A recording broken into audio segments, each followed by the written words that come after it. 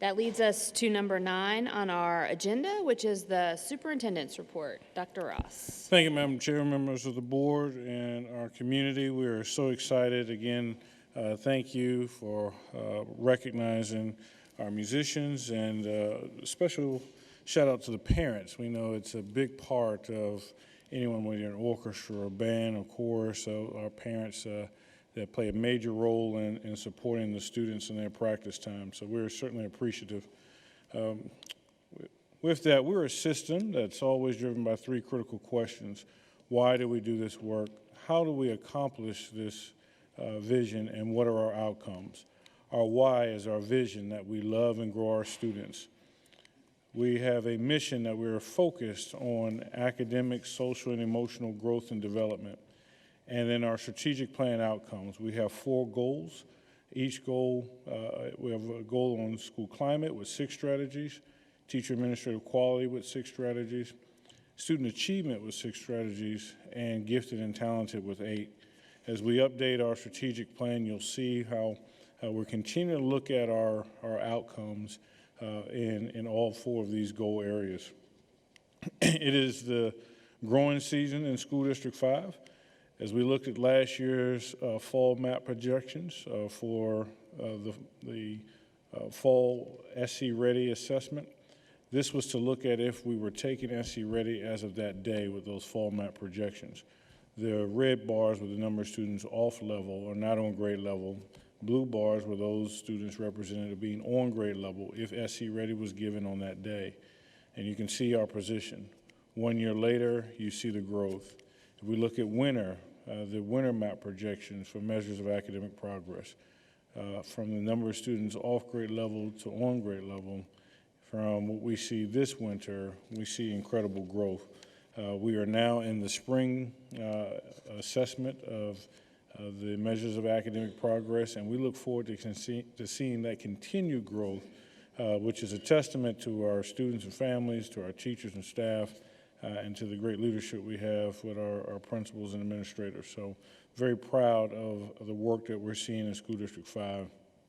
As we continue to work on our graduation rate, we are seeing that right now we have seen a slight uptick in the projections, but we're moving towards that goal of 9.5% for the end of the year. And that's finding the names behind the numbers and the stories behind the names so that we can meet those challenges. So we will continue to track this every week and report out to the public.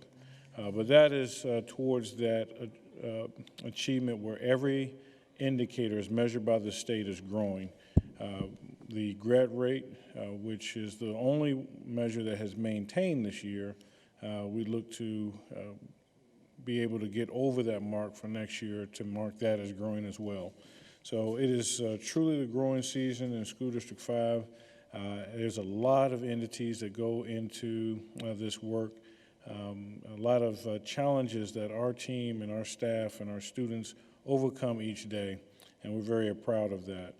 So at this time, I would like to kind of take a time to pause and go into some of these programs so that you're familiar with what we're doing, especially in the areas of special education. So I'm going to ask our Chief of Academics, Ms. Tina McCaskill, to come forward to bring our presentation on our special education update.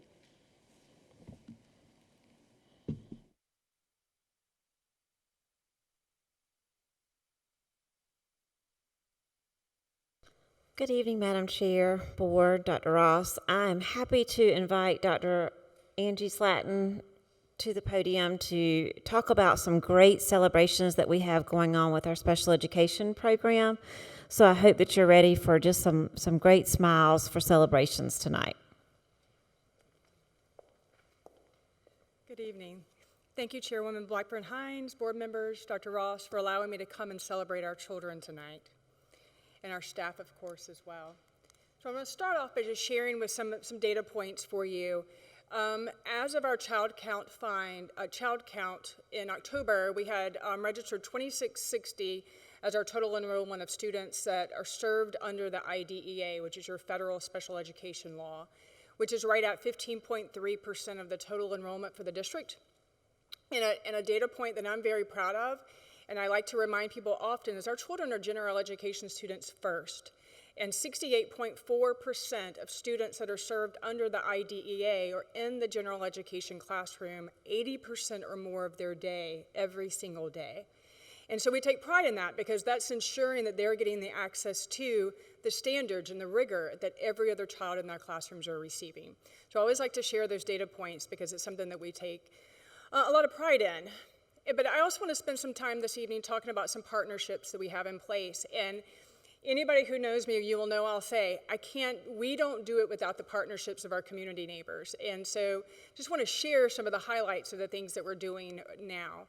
The first is preschool. So as you know, we have three-year-old and four-year-old children with disabilities in our district. And one of the things that we've learned we've done grants and over the last few years, and we've continued the work of ensuring that we're implementing best practices in our classrooms. And one of the ways to do that is something called the pyramid model, which is a way to approach the classroom to ensure social emotional learning for all children. So what we have in place now as a Pyramid Pieces is an agency that works through the Department of Education and the University of South Carolina to support us in ensuring that we're continuing those best practices. So we meet with them regularly. We have ongoing training, we have ongoing coaching, both at the state level and then also within our district. And so that's ensuring every single day that we're going out and making sure that we've got the right systems in place for our kids. And one of the things that's been really cool this year is we had several staff volunteer to go through that coaching process because they wanted to ensure they were implementing best practices in their classroom. So that's in preschool. And then we jump over to our Innovative Schools grant. You guys may or may not realize that we were awarded a $150,000 grant back in the summer. And this is in partnership with the University of South Carolina, 2 university professors out of the School of Education, and in partnership with Family Connection of South Carolina and ABLE South Carolina, that I'll talk about more in just a minute. What they're doing for us is they're really digging into what our Tier 3 supports in our district are. Are we supporting our children with the most challenging behaviors in the best way that we can?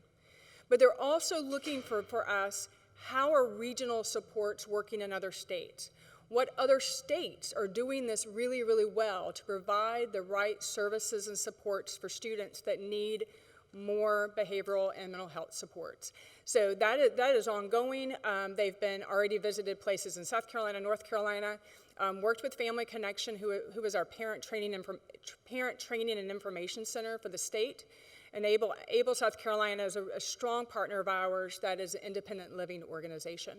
So more to come on that, but we are really excited that we're going to get some research to support what we can do to better serve these kids. And I'm hoping that it's going to show that we can do that in partnership with neighboring other districts, but also with our universities. The next thing, and these pictures just make me happy, these are all our babies, is Special Olympics. And so we've already had our basketball and our bowling events this year, but Young Athletes Program, which is hosted by Spring Hill, I see a lot of red shirts here tonight, so thank you guys.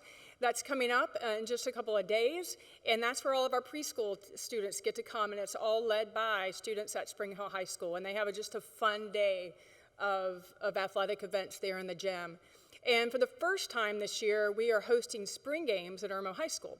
So, and that's going to be April 12th. So we are very, very excited to have all of our athletes come right to our home and be able to celebrate our children there. The next thing that I wanted to share was we have, we work with South Carolina Assistive Technology Center, but this is another center that's located on the university's campus called the South Carolina Center for Assistive Technology. And what they do is provide resources, training, access to demonstrations, to resources for families who may need assistive technology in order to access daily life. So in the last few months, they've been doing trainings for us. They've done a virtual training on accessibility for Chromebooks, for Chrome, Windows, and phones. So the two that are still to come is the Chrome accessibility on March 19th and the phone accessibility on April 15th. But they have like an adaptive gaming, e-gaming team. They have open hours on Sundays, where if you think that you need assistive technology to access the curriculum here at school, they can help you with that. So great partner, and we're excited to continue that partnership with them. And then vocational rehabilitation is a huge partner for us. They support us by providing a full-time job coach at Project Search at Park Ridge, which many of you have been to our graduation there. They support us by our BOOM project, which is our construction class that's currently going on at Midlands Tech. We have many students that are at their workshop doing training, having work experiences for the first time. At the vocational rehabilitation, there's a course from Airport High School, and they are constantly supporting us with work experiences. They actually can pay a student to work a certain number of hours if it's a job experience that may lead to a career for that student. So, and then finally, the Victory SC project is one that we're getting off the ground this year, and they actually provide funding back to us for services that we can provide to students above and beyond. So for example, this summer, we'll be having a 3-day camp, and we also will be doing, we're hoping to do some work-based learning experiences, and the money that we can get back through Victory SC will pay for that staff and that transportation in the summer to get a few more kids CCR ready, Dr. Ross. So excited about that. And it'll be an opportunity like First Jobs for some of our kids who may not have transportation to have that job experience over the summer. We can get them started with that. So if we can get them at least the first 40 hours, then they would have a little bit of money in the bank if they needed transportation moving forward. So really excited about where we're headed with Victory SC and the supports that come through them. And then Equip Club is a self-advocacy club that we started several years ago through a grant, and we have continued through this year, where able South Carolina staff come in and they're teaching our students to be self-advocates. And so it's at the high school level, but our students become the leaders of these clubs. And you have seen videos in the past of students, for example, who have gone on to Project Search and who are now working full-time at Lexington Medical that started their self-advocacy through this Equip Club. So they have one in the community for older young adults. This one we've brought in and replicated it here in the schools. And then I think this is the last one, is our Job Olympics. And our Job Olympics is an opportunity for students that are not working towards a high school diploma. They're either working towards a certificate of attendance or a South Carolina high school credential. And so what we do is we have identified skills that are applicable to many jobs that our students will go into. So supply and distribution, hospitality. They have to, there's competitions on interviewing skills, resume writing, those types of things. And we've really upped the game this year, so there's 3 tiers of competition. And so these are some pictures from last year, but our job coach and her team have been working diligently to get this ready for us. And that'll be on April 19th from 9:30 to 1:30 if anyone would like to drop by and celebrate and see these kids doing their jobs firsthand. Okay? And then I just wanted to share, we do have a District 5 Special Services on Facebook, and it's called District 5 Special Services. I'm not creative when it comes to names. I was a high school teacher before I did this. And so please follow, because what I do on that page is it's not what's happening in district, but it's resources for families. So if DDSN, for example, posts a training, I'm sharing there. If the Adventure is hosting a sensory-friendly event, we're posting that there. So we're trying to get as many resources to our families. We're very, very blessed to be here in the Midlands and have so much available to our families.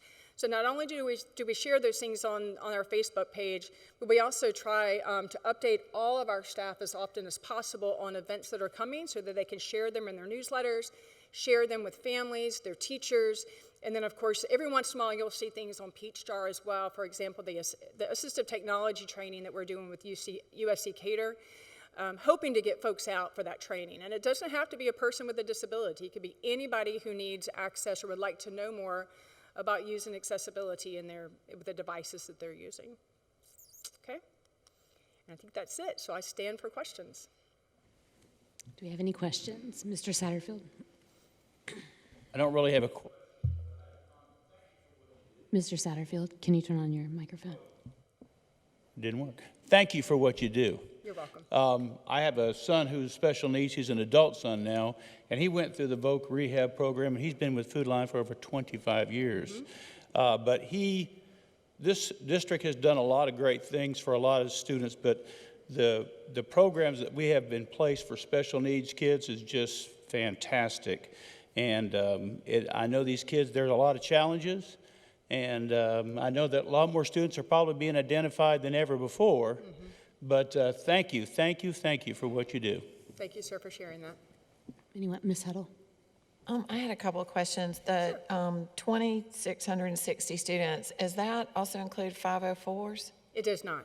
Okay, roughly, do you know how many? I was Okay, afraid I didn't someone mean to was put gonna you on ask the that question. spot. I do not have it out. Because we have to track and report our IDEA numbers, that's something that we keep close at hand. I can get that information Okay, for you. that's fine. And then actually went to Ballantyne Elementary today, and they have the self-contained special education Care unit, Bears. the Care Bears.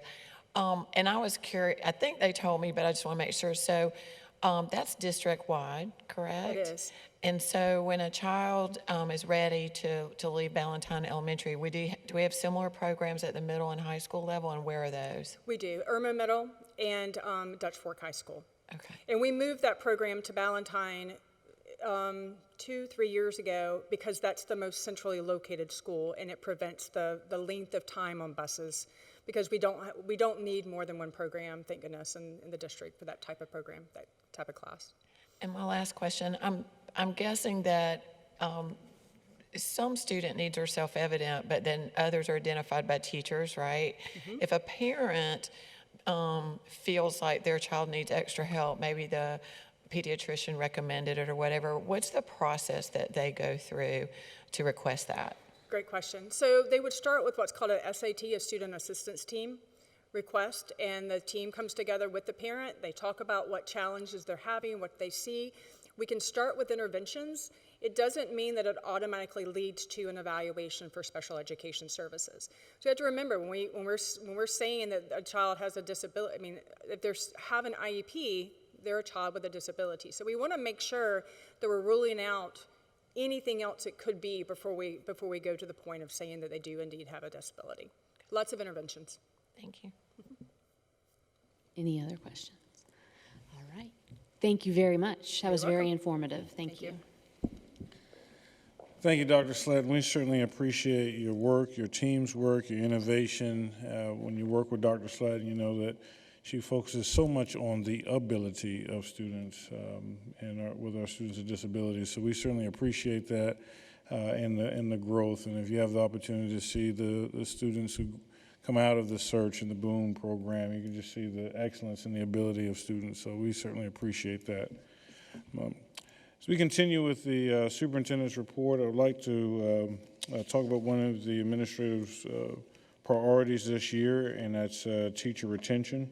I'd like to share some slides that we received from the Personnel Winter Conference from the roundtable at SCASA. These are forms that came from the South Carolina Revenue and Physical Affairs Office as presented by their director, Mr. Rainwater. And I would like to just share two slides for your review. The first one is talking about the working age population in the state of South Carolina. You see these three bars representing different age groups from child age 0 to 19, working age 20 to 64, and retiree 65 plus. And from 1970, what it looked like in 2000, and the projections for 2030. With the overall knowledge that the percentage of the population workforce is projected to decrease in our state. So as we talk about that workforce projection and how important teacher retention and recruitment is, we have a smaller pool in which to pick from when it comes to employees, especially teachers. When you look at that across the state, using data from the U.S. Census Bureau population estimates, the state has also projected where that change would come from. According to this map that they have placed, the darker the blue areas, that's places where the working population will grow, the highest growth of working population. The dark brown represents the area of shrinking, the fastest areas that will lose the working population. And then the gray areas, sort of where we are in Lexington and Richland County, that's stable. So we don't see, you're between a plus or minus 5 on either side of 0. And so that's basically stable growth.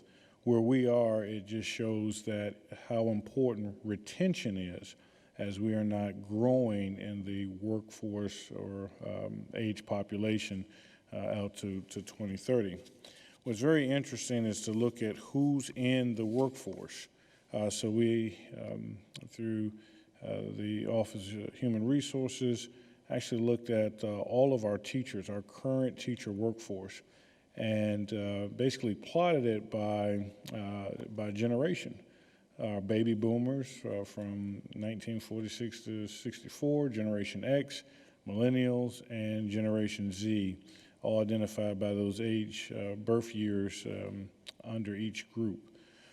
What's noticeable that we share in the national trend, in 2024, Generation Z became more representative of the workforce population than baby boomers. That was the crossover year, where there are more Generation Z employees in the U.S. workforce than baby boomers. And we have that representation within our teacher population.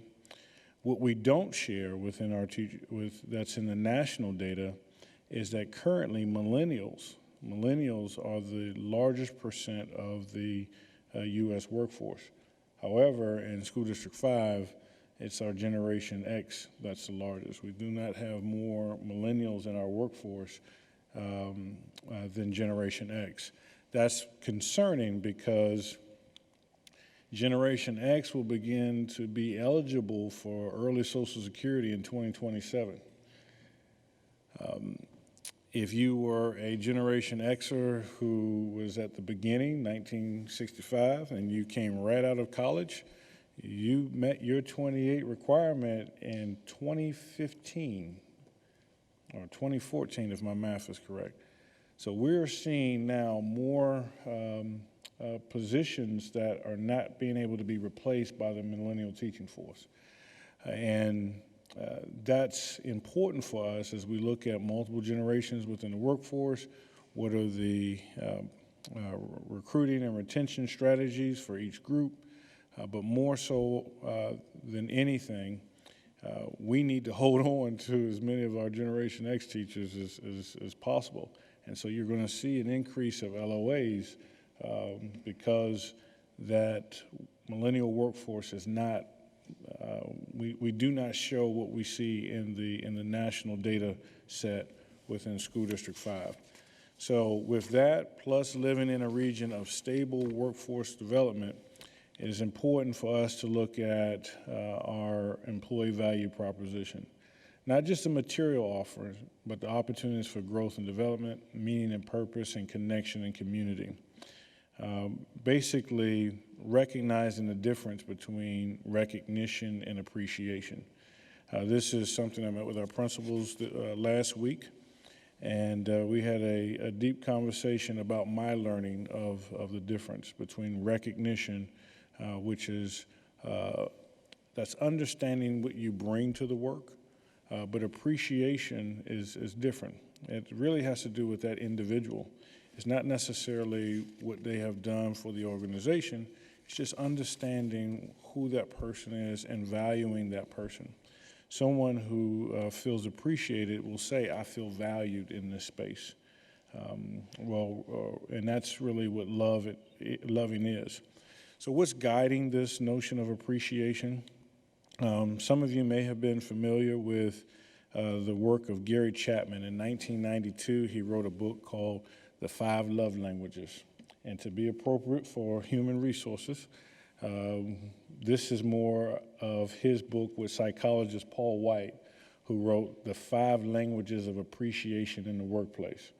So that's acts of service, receiving gifts, quality time, words of affirmation, and physical touch that is appropriate and must not violate the employee handbook. So all of those five of love languages, languages of appreciation in the workplace are things that we have to look at, because what's interesting in his research, not everybody feels appreciated in the same way. And so if appreciation is the way we want to have to retain our workforce, then we need to know more about what that looks like in the workplace. So when you look at workplace appreciation, trustees, we are in that process of learning this. What quality time looks like in the workplace. It may not be time with us. It may be time that they have to themselves to work, to build things that they would call meaningful activities. Gifts that show thoughtfulness. One of the, each spring we give gifts to the teachers, and they're the same gift. And I'll take that as full responsibility. I thought that was gifts of appreciation. But these gifts, to truly be impactful, must be thoughtful towards that individual. With 2,740 employees, that can be tough. So it really works to as close to the leadership level at the principal, assistant principal level that we can truly deliver this. Words of affirmation that reflect our appreciation and love. Again, for Dr. Turner's sake, non-intimate touch or body languages that reinforce the sense of presence. And then the acts of service, which is really easing the burden of our responsibilities. The research says, it's tough to just survey people on that, but we did one of our principals, our directors, and our chiefs last week, and just went through this and asked, what is your workplace appreciation? And what's interesting of just looking at our principals and our directors, you see there's no majority of the 33 that were polled, while words of affirmation was the larger. There's not anything that represents the total population. Frankly enough, after the disclaimer, there was 0% for physical touch, so we're not giving any.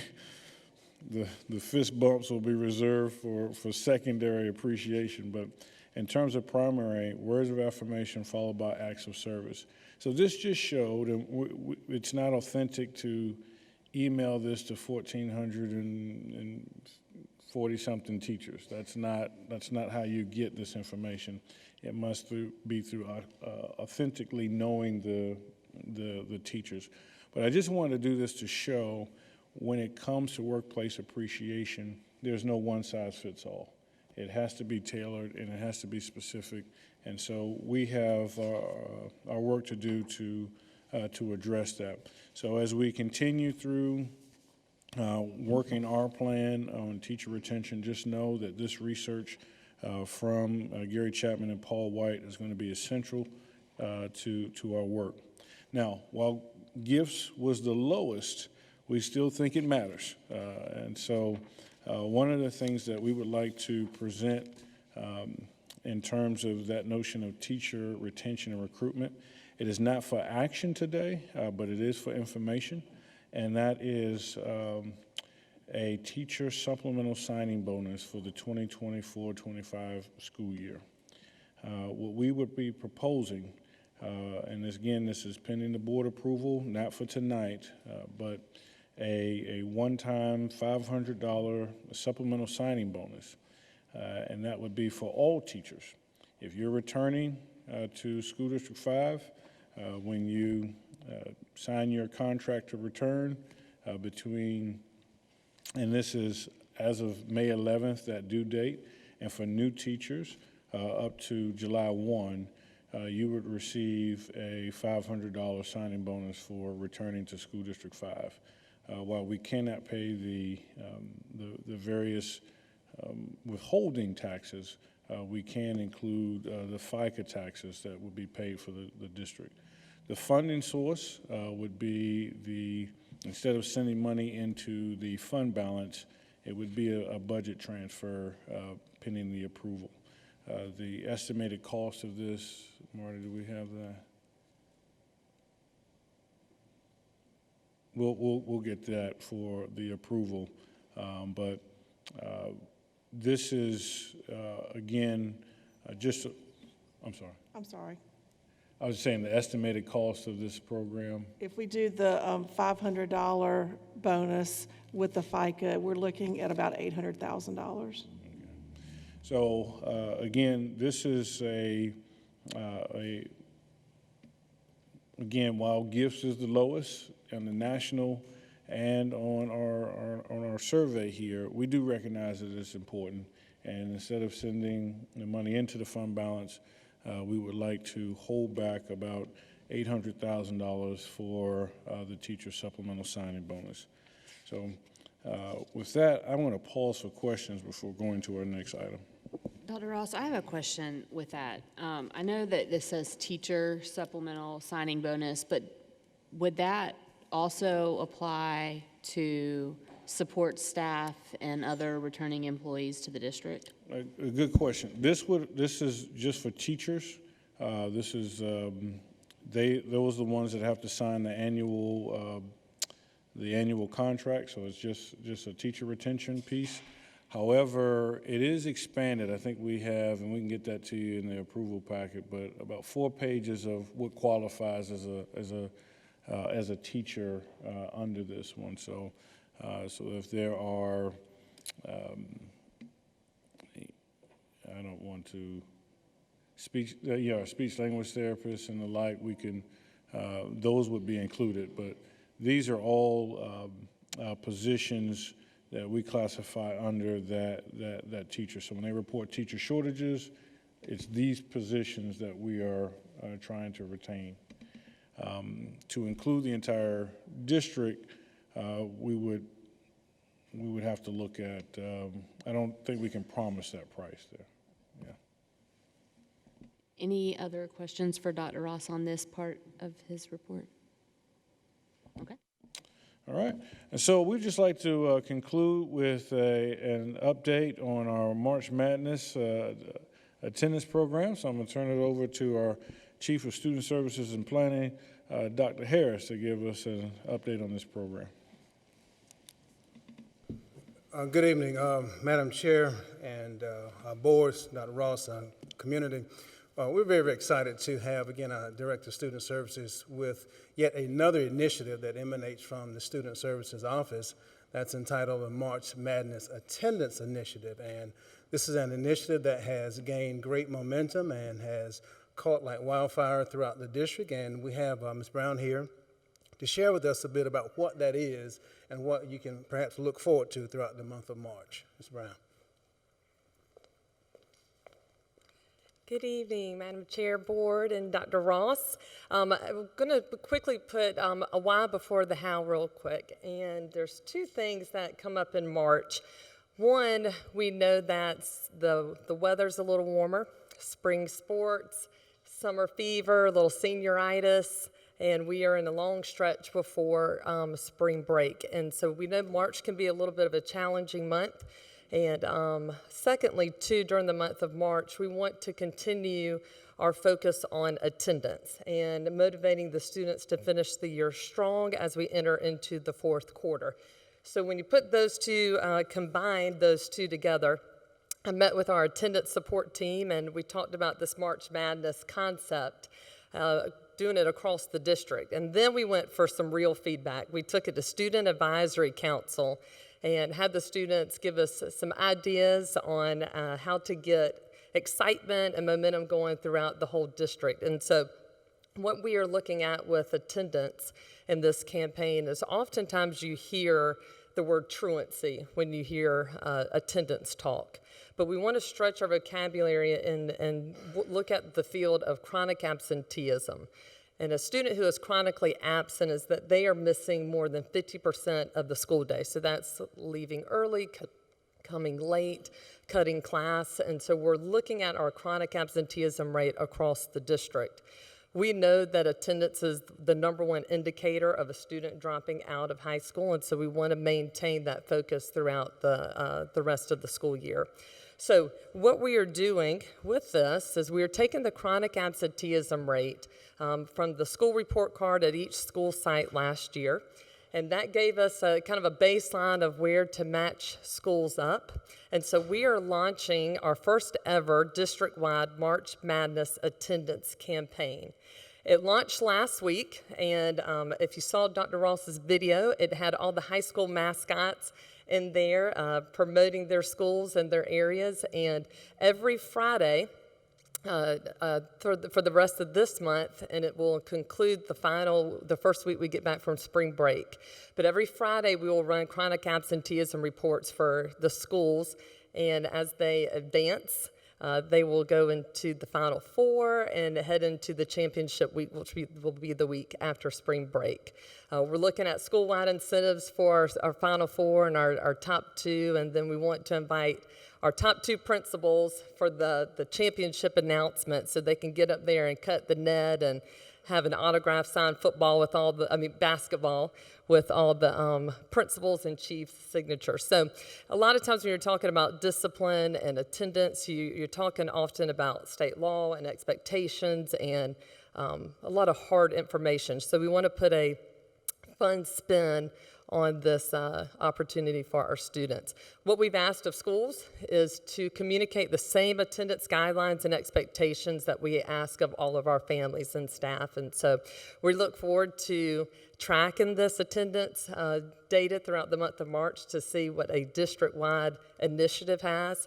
Next week, we also are going to have our first ever district-wide Spirit Week so that we continue to maintain the momentum of attendance throughout our district. So we are looking forward to it, looking forward to the involvement and the momentum it has caused throughout our district. It's been fun watching the principals kind of talk and boost things up between schools as they head into their next round. So we're excited about this initiative. All right, do we have any questions? Ms. Huddle? I didn't look at the numbers before COVID, but I've read some that nationally that's caused an increase in chronic absenteeism. Is that the case for our district as well?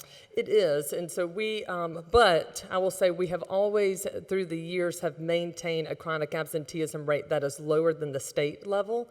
And so our administrators and our attendance teams do a really nice job of communicating with parents and intervening so we can track when students are missing or they're leaving early or cutting class so we can find out what's going on and how we can help them get to school. So certainly we saw an increase pre-COVID to post-COVID, but we continue to decrease that number since our initial year that we have been returned face-to-face. Mr. Satterfield? I have sort of a funny question. Not funny, I mean, you might not find it funny. How did you seed these schools? How did we what? How did you seed them? Sure. Like the first and the last.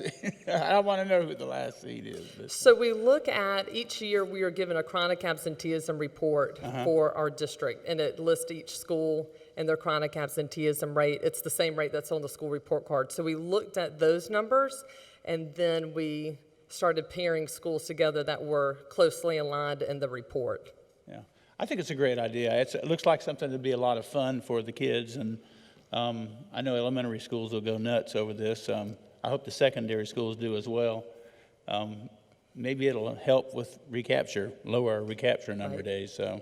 Yes, sir. But I think this is a great idea. Thank you. Yeah. Should we have a disclaimer that we don't encourage gambling? Yes. Any other questions? All right, thank you very much. Thank you.